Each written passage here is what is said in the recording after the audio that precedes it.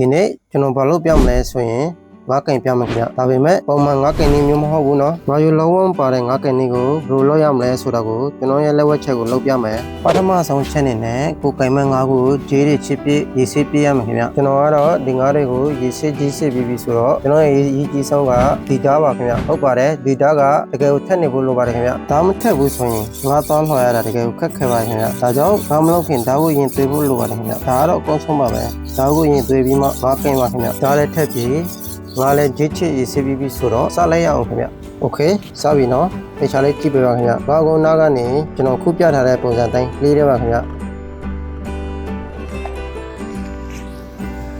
နောက်တစ်ဖက်ကဒီလိုပုံစံလှည့်ပြီးငါကုန်းနားကနေငါကုန်းပြအောင်ဖြတ်လိုက်ခင်ဗျဘာလို့ငါကုန်းဖြတ်လဲဆိုရင်ငါကင်ရတာပိုဆင်ပြေစေပါတယ်ခင်ဗျဟုတ်ပါတယ်ငါကုန်းဖြတ်ပစ်ခြင်းဖြင့်ငါကင်ရတာပိုဆင်ပြေစေပါတယ်ခင်ဗျ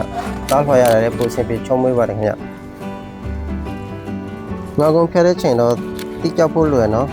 လုံးဝဆိုရင်ငါကုန်းဖြတ်တဲ့ချိန်ကုန်းဘက်မှာသားလေးပါတော့တက်လို့ပါခင်ဗျပြီးရင်ငါ့ကိုဒီလိုလေးလှည့်လိုက်ခုအကြီးဆုံးပိုင်းရောက်ပြီနော်ငါကြော်ရုပ်ဘက်ကနေငါ့ကိုဖြည်းဖြည်းချင်းလှည့်လိုက်ခင်ဗျဒီကြောင်တော့ဒါကိုခုကျွန်တော်လှည့်ပြတဲ့အတိုင်းရိုးနဲ့ကပ်ပြီးလှည့်သွားရိုးမပေါအောင်သားမှာဖြည်းဖြည်းချင်းပဲလှည့်သွားငါသားမကြည့်အောင်လည်းပြီးဆိုင်ပြီးတော့အကြီးဆုံးက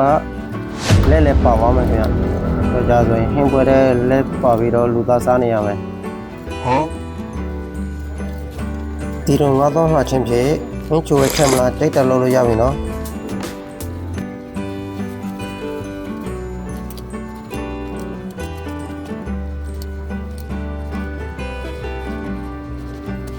ကျန်တဲ့တစ်ချမ်းကိုလည်းဒီတိုင်းပဲလုပ်သွား